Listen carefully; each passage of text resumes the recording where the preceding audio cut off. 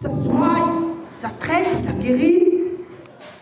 Ça guérit, ça traite et ça soigne. Ça soigne, ça traite, ça guérit. Ça guérit, ça traite et ça soigne. Ça soigne, ça traite, ça guérit, ça traite, ça soigne. Chers clients, je vous salue.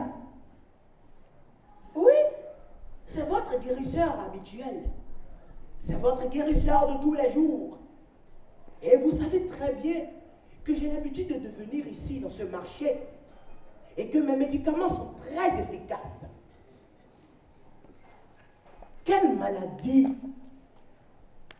je n'ai pas encore guéri dans ce pays, chers amis, chers clients. J'ai guéri même la maladie du coq jaune. J'ai guéri. La maladie de la tête bleue, c'est une maladie dont souffrent beaucoup de personnes. Mes chers clients, je ne vois pas quelqu'un parmi vous qui souffre de la tête bleue.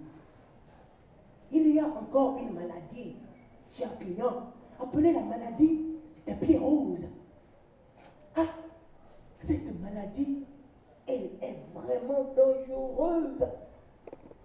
Mais moi, je la guéris. Les maladies que je viens de citer, peut-être que vous ne les connaissez pas, mais...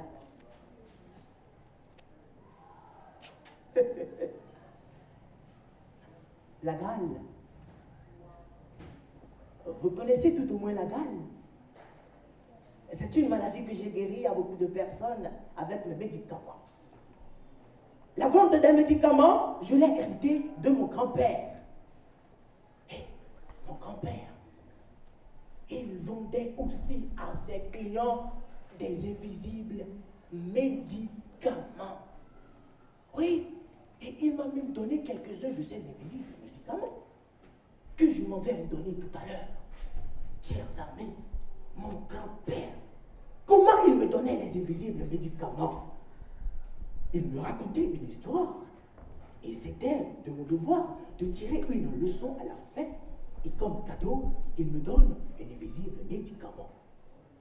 C'est exactement ce que nous allons faire. Je vous raconte une histoire, vous en tirez une leçon à la fin, et je vous donne un invisible médicament. Oh voilà l'histoire qui arrive. Elle arrive. Et qu'est-ce que je vois? Elle atterrit dans un village où vivait un chasseur. Un chasseur qui était vraiment patient. Tellement patient, les gens le prenaient même pour un bête. En tout cas, tu peux le gifler. Il te dira, tout est grâce. Même quand il revient de la chasse avec un rapalmiste dans son gibecière, il dit, tout est grâce. Un jour, avec la princesse et sa femme, il mangeait. Soudain, entre un voisin qui criait de colère, « Vous mangez comme ça la viande de mon chien ?» Pouah, pouah. Le chasseur agit. Le voisin a giflé le chasseur. Notre chasseur regarde son agresseur et dit, « Mon frère, tu sais, dans la vie, tout est grâce. » Quoi? S'écriait sa femme. « Il vient de te gifler, tu lui réponds, tout est grâce. En tout cas, avec moi, ce ne sera jamais le cas. » Pouah, pouah, l'agresseur gifla également la femme. Elle fait ça à son mari. Elle lui dit, « Mais tu ne dis rien? Tu ne dis rien? Mais va chercher ton arme et tue-moi ce vilain monsieur. Le roi de ce village, c'est mon père. Tu n'auras de compte à rendre à personne. » Le chasseur essaya de calmer sa femme, la princesse, et lui dit, « Ma princesse, tu sais, dans la vie, tout est grâce. » Ah bon? Si c'est ça, je ramasse mes bagages et je rentre chez mon père. Ça aussi, c'est une grâce. Alors, la princesse ramasse tous ses bagages et rentre chez son père, le roi. Elle lui raconte que son mari est prêt à dire que tout est grâce, même quand il constate qu'on veut bien couper la tête de sa femme.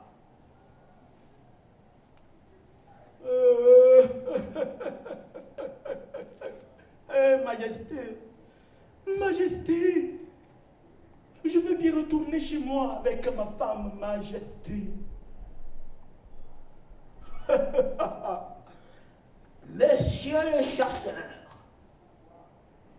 dans la vie, tout est comment? Majesté, dans la vie, tout est grâce. Eh bien, c'est ce que nous allons voir. Le roi prend une machette et tiens, il lui coupe un doigt. Le chasseur qui criait de douleur.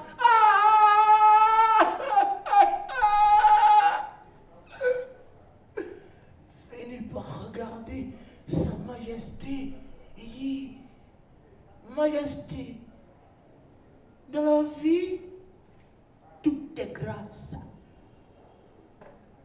Très énervé, le roi criait. C'était donc vrai ce que disait ma fille. Je vais te tuer. Un grand silence après ces mots de colère. Le roi s'affaisse, tombe et meurt. Des cris un peu partout dans le palais. Hé, princesse, viens voir où ton mari, tout est grâce. Il vient de tuer le roi.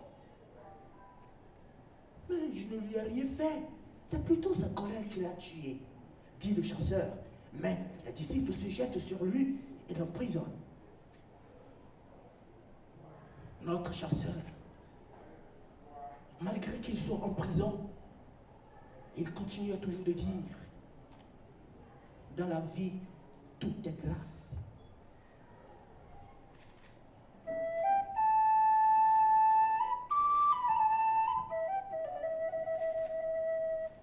Des jours, des semaines, des mois, un an après, pour introniser un nouveau roi, le devin a révélé que celui qui devrait prendre le trône a déjà l'un de ses doigts quelque part dans le palais. Les prétendants disaient que avoir un doigt dans le palais, c'est juste un proverbe du devin. Mais, finalement, vraiment finalement, chers amis, dites-moi, qui a l'un de ses doigts quelque part dans le palais? Dites-moi, je peux venir désigner.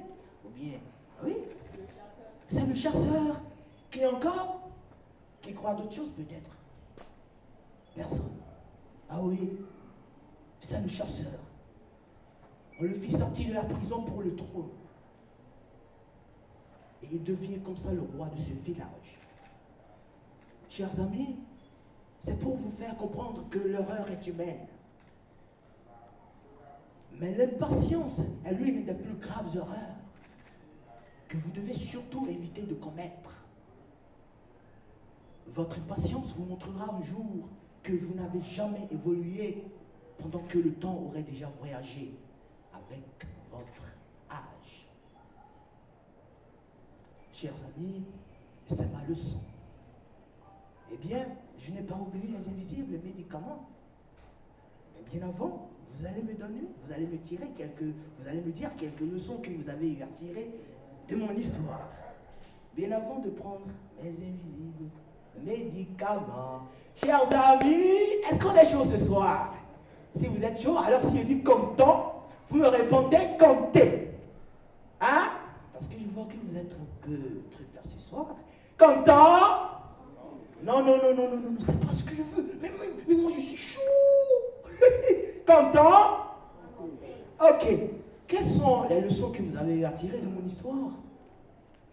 Les leçons. Ah oui? Les leçons que vous avez à tirer? Après toute l'histoire, le chasseur qui a été vraiment patient. Il était vraiment patient, mais enfin, il est devenu le roi de ce village. Malgré qu'il était en prison, il était toujours patient. Ah oui, toi, dis-moi. C'est qu'il faut être patient. Qui encore pour me donner une leçon? Oui, vous? Il faut avoir, pour devenir roi, il faut avoir son doigt au palais. Ah, ça, vraiment, bon, peut-être que c'est profond. Chers amis, nous allons nous amuser un peu avec les proverbes de mon grand-père.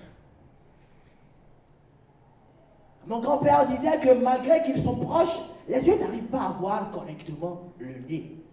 Ou bien c'est pas vrai? Est-ce que c'est pas vrai? Malgré qu'ils sont proches, les yeux n'arrivent pas à voir correctement le nez. Et ce n'est pas parce que vous êtes fort qu'il faut permettre, hein, qu'il faut se permettre le luxe de cacher du piment dans son slip. Ah! Ça c'est grave. Le bruit du tam-tam ne fait pas danser les feuilles d'un arbre. C'est impossible. Ces proverbes, ce sont les proverbes de mon grand-père. Et nous allons aussi nous amuser avec les devinettes de mon grand-père. Devinez, une mère qui nourrit sans relâche des milliers d'enfants. Dites-moi son nom. Une mère qui nourrit sans relâche des milliers d'enfants. Dites-moi son nom, vous. La nature. Ah oui, c'est vraiment intéressant. La nature. Et qui encore? Une mère qui nourrit sans relâche des milliers d'enfants. Ça vous donne quelle idée, vous? Devinez. Personne? Le nom de cette mère qui nourrit sans relâche des milliers d'enfants, c'est la terre. Oui. Elle est incolore et inodore. Devinez, qui est-elle? Mais elle est incolore et inodore. C'est qui? Non, c'est pas elle. Elle est incolore et inodore. Oui, toi? C'est l'eau. Ah oui? Si c'est incolore et inodore, c'est l'eau. Tout le monde le cherche, mais il n'a jamais parlé. C'est qui? Tout le monde le cherche, mais il n'a jamais parlé. Oui, toi? Hein? Ah, Dieu. Dieu, oui, c'est quelque chose. Tout le monde le cherche, mais il n'a jamais parlé. Oui, toi? Quoi? L'argent. Ah ouais, nous cherchons tous l'argent, mais l'argent ne parle jamais. Pourquoi pas moi? Je veux être heureux. Pourquoi pas moi? Je veux être heureux. Nous allons chanter ça, c'est une chanson de mon grand-père. J'ai encore une histoire pour vous. Pourquoi pas moi? Je veux être heureux. Pourquoi pas moi? Je veux être heureux. Alors, pourquoi pas moi? Je veux être heureux. Pourquoi pas moi? Je veux être heureux. Mais pourquoi vous êtes chanté avec moi? Pourquoi pas moi? Je veux être heureux. Pourquoi pas moi? Je veux être heureux. Chers amis, un jeune homme cherchant la voie qui mène vers la prospérité rencontre un roi qui lui promet de l'aider à y parvenir. Généreux, le roi décide d'aider plus qu'une personne.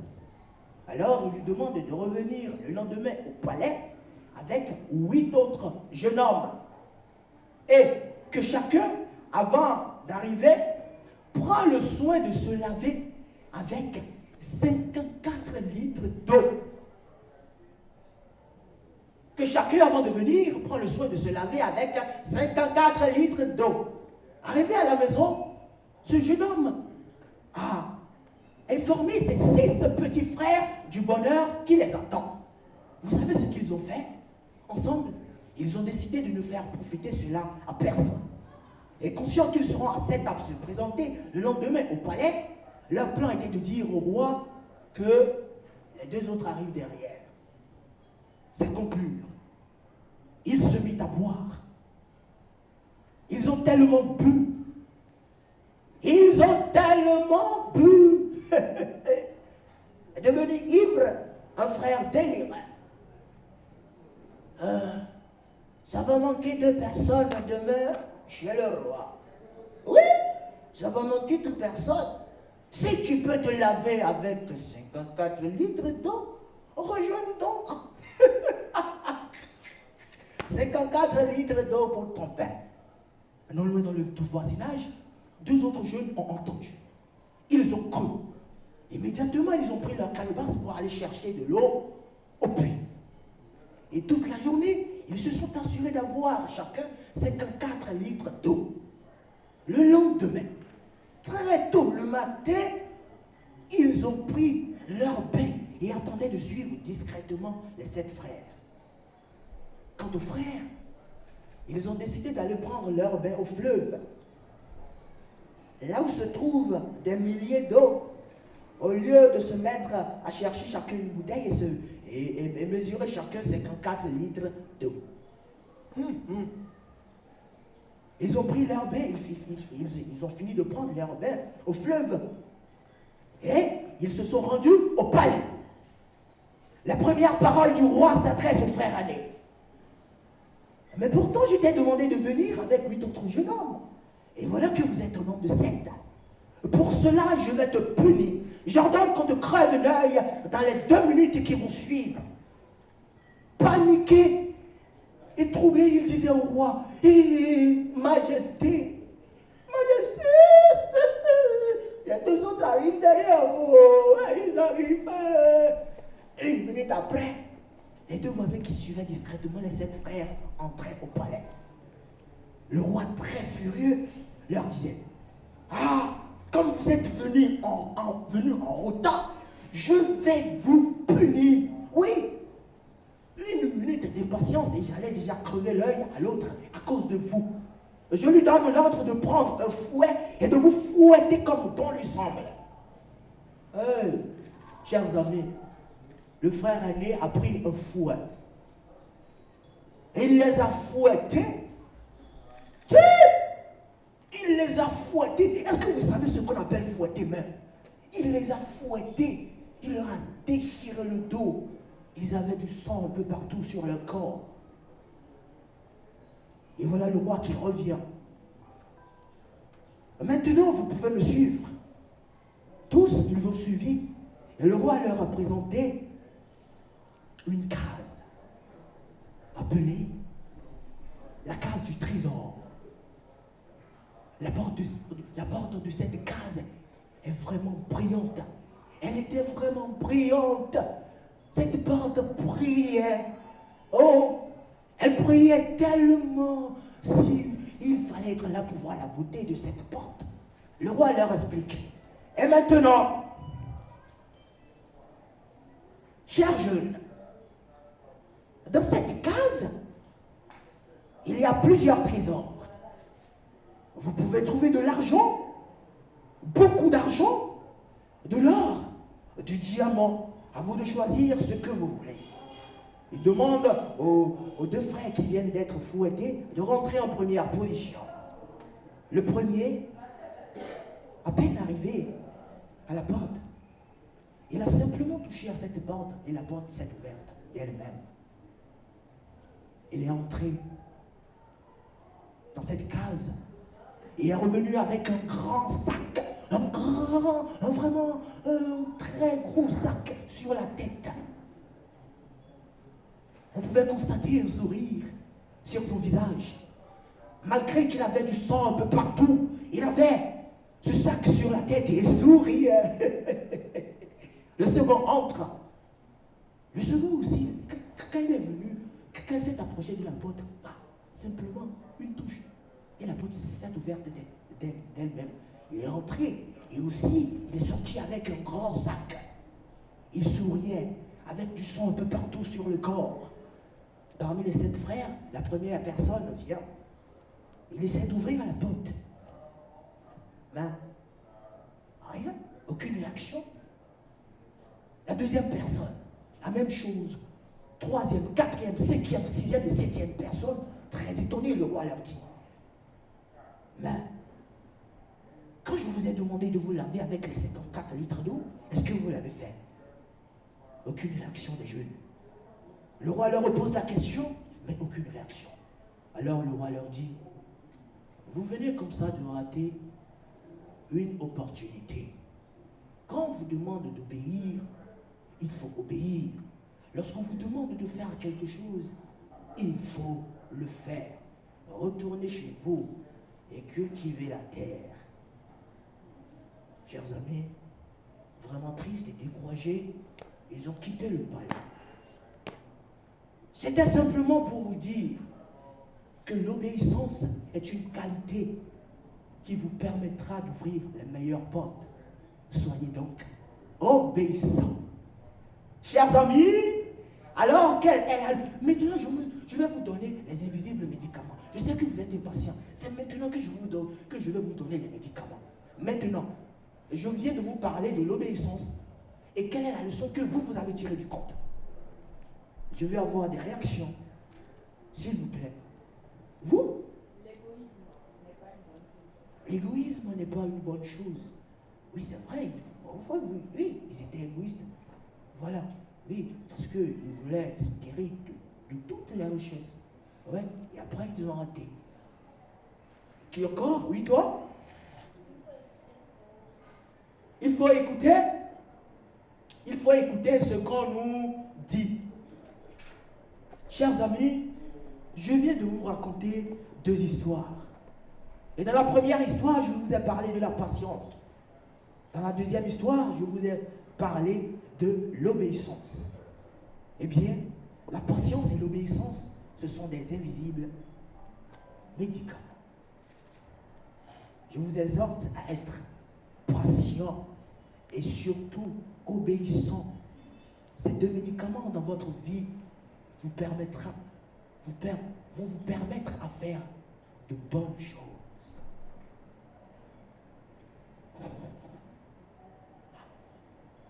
Chers amis, j'ai plus de 4700 invisibles médicaments ici. J'ai plus de 4700 invisibles médicaments. Oui, ça reste dans mon avis. Est-ce que vous voulez encore des invisibles médicaments? Vous voulez encore?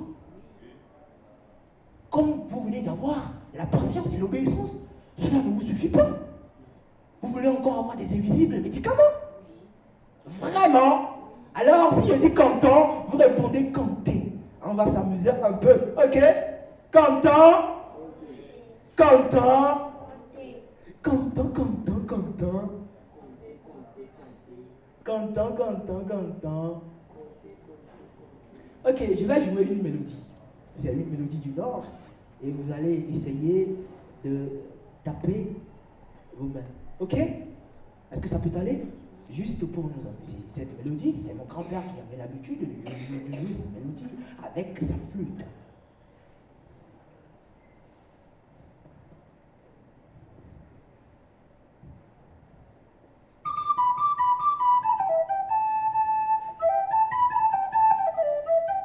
Allez, allez!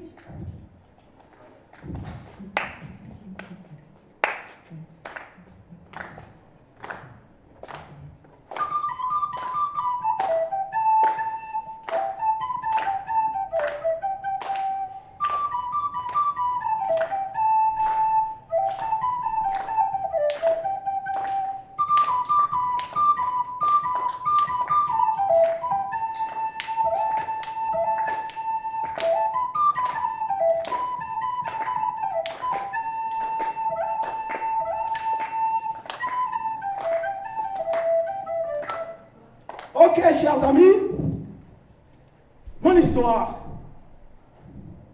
roule, vole, et tombe sur un vieux artisan qui rassemble ses fils et filles, tous ses enfants, et leur dit: chers enfants, ne faites jamais semblant de sourire devant votre frère, alors qu'à l'intérieur de vous, vous lui souhaitez du mal. Oui, ne vous réjouissez jamais d'une gloire connue sans avoir travaillé. Et sachez ceci, le vol n'est pas un travail, la tricherie non plus, l'assassinat, l'escroquerie non plus. Les enfants ont bien écouté leur père. Le lendemain, très tôt le matin, un bruit presque assourdissant venait du village voisin.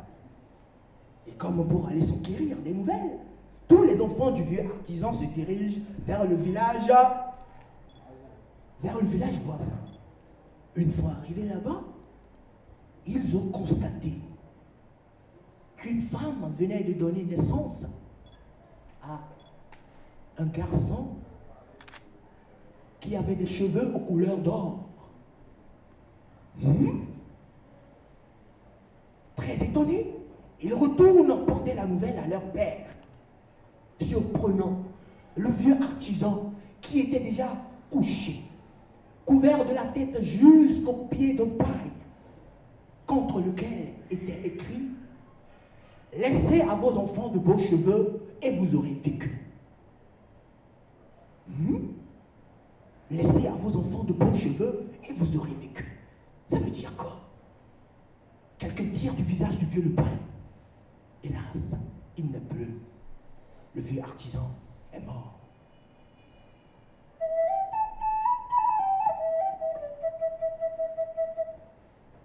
Depuis ce jour, ceux qui n'ont pas compris la leçon ont commencé à coiffer leurs petits garçons et à tresser leurs petites filles. Content? Mais personne, je vous dis, personne n'arrivait à rendre beaux les cheveux de son enfant comme celui de l'enfant aux cheveux d'or. Ambition poursuivie, une femme, enfant du vieux artisan, décide d'avoir coûte et coûte un enfant avec des cheveux aux couleurs d'or. Et la solution trouvée, c'est de tricher. Alors, elle alla dans le village voisin voir le père de l'enfant aux cheveux d'or et lui demandait de l'aider afin qu'elle puisse avoir un enfant avec des cheveux aux couleurs d'or. Chers amis, c'est fait. Quelques mois plus tard, notre belle dame donna vraiment naissance à un garçon qui avait des cheveux aux couleurs d'or. La cour de l'heureux couple parent était remplie de monde. Prières et commentaires s'installent. Il parlait, il priait pour l'enfant. Soudain, le bébé se mit à rire. Il riait tout comme une grande personne.